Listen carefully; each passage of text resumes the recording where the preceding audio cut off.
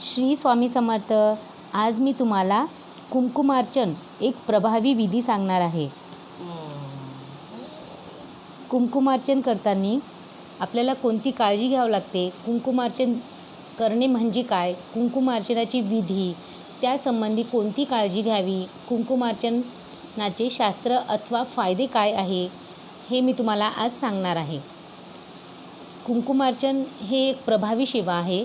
आपण याची पहिल्यांदा विधी बघून घेऊया. देवीचा नामजप करत एक चिमूट कुंकू देवीच्या चरणापासून प्रारंभ करून तिच्या डोक्यापर्यंत वहावे अथवा देवीचा नामजप करत तिला कुंकुवाने स्नान घालावे म्हणजे कुंकुमार्चन होय. कुंकुमार्चन विधी पूजेसाठी वापरले जाणारे कुंकू हे हळदीपासून बनलेले कुंकू असले पाहिजे.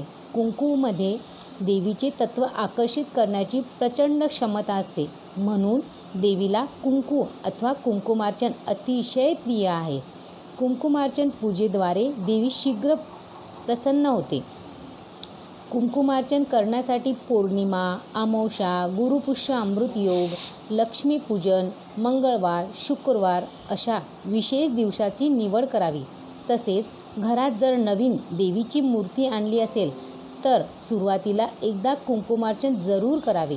यामुळे मूर्तीतील देवी तत्व जागृत होते. कुंकुमार्चन करण्याची विधी: एका तांब्याच्या किंवा पितळेच्या चांदीच्या ताम्हणामध्ये देवीची मूर्ती ठेवावी.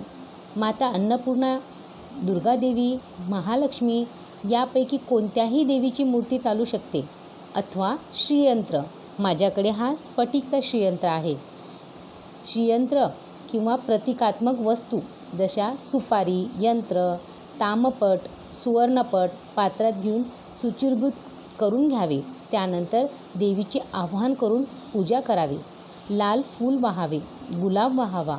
शक्य असल्यास ताम्हणात ही फुले मूर्तीच्या सभोवती ठेवून ताम्हण सुशोभित करून घ्यावे. धूप दीप लावावा. गाईच्या तुपाचा दिवा लावावा. शक्य नसल्यास तिळाच्या तेलाचा दिवा लावावा. मी तुम्हाला व्हिडिओमध्ये दाखवलेलेच आहे.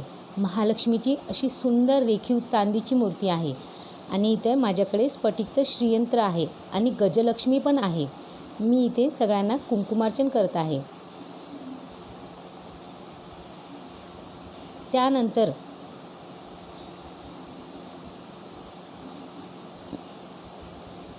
देवीच्या कोणत्याही मंत्राचा जप करत अथवा सहस्त्रनामावली किंवा अष्टोत्तर नामावलीमधील एक नामाचा जप करत अथवा देवीचा नाम जप करत देवीच्या मूर्तीवर चिमूटभर कुंकू वाहत देवीला कुंकुवाने आच्छादित करावे.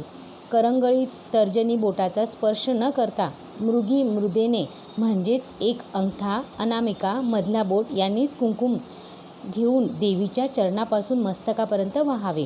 काही जण केवळ देवीच्या चरणावरच कुंकू वाहतात तर काही जण चरणापासून सुरू करून मस्तकापर्यंत कुंकू वाहतात. दुसरा प्रकार अधिक प्रचलित आहे. मंत्रजप, नामजप किंवा नामावली पूर्ण झाल्यानंतर देवीची आरती करून मनोकामना करावी. कुंकुवात शक्तितत्व आकृष्ट करण्याची क्षमता जास्त असते, म्हणून देवीच्या मूर्तीला कुंकुमार्चन केल्यावर ती जागृत होते. जागृत मूर्तीतील शक्तितत्व कुंकुवात येते. नंतर ते कुंकू आपण लावल्यावर त्यातील देवीची शक्ती आपल्याला मिळते. अशा प्रकारे कुंकुमार्चन करून अर्पण केलेले साठवलेले कुंकू एका डबीत ठेवावे. अक्षय लक्ष्मी प्राप्ती तथा कार्यसिद्धीसाठी याची सहाय्यता होते. कुंकुमार्चन पूजेत देवीला अर्पण केलेले कुंकू देवी प्रसाद म्हणून मित्र आप्तेष्टांना वाटावे. हे कुंकू पुन्हा देवपूजेत अजिबात वापरू नये. हे कुंकू रोज कपाळाला लावावे. सिंदूर म्हणून वापरू शकता. मूळ कार्यरत शक्तितत्वाची निर्मिती ही लाल रंगाच्या प्रकाशातून झालेली आहे. शक्तितत्वाचे दर्शक म्हणून देवीची पूजा कुंकुवाने करतात. कुंकुवातून प्रत्यक्षित होणाऱ्या गंधलहरीच्या सुवासाकडे ब्रह्मांडातील शक्तितत्वाची लहरी अल्प कालावधीत आकृष्ट होत असल्याने मूर्तीतील सगुण तत्वाचा जागृत करण्यासाठी लाल रंगाचे दर्शक तसेच देवी तत्वाला प्रसन्न करण्यासाठी गंधलहरीचे प्रतीक म्हणून कुंकुवाचा उपचाराला देवी पूजेत अग्रगम्य स्थान आहे. मूळ शक्तितत्वाच्या बीजाचा गंध हाही कुंकुवातून दरवळणाऱ्या सुवासिक साधर्क्य दर्शवणारा असल्याने देवीला जागृत करण्यासाठी कुंकवाचे प्रभावी माध्यम वापरले जाते. कुंकुमार्चन ज्या प्रकारे करतो त्या प्रकारे आपण लवंग अर्पण पण करू शकतो.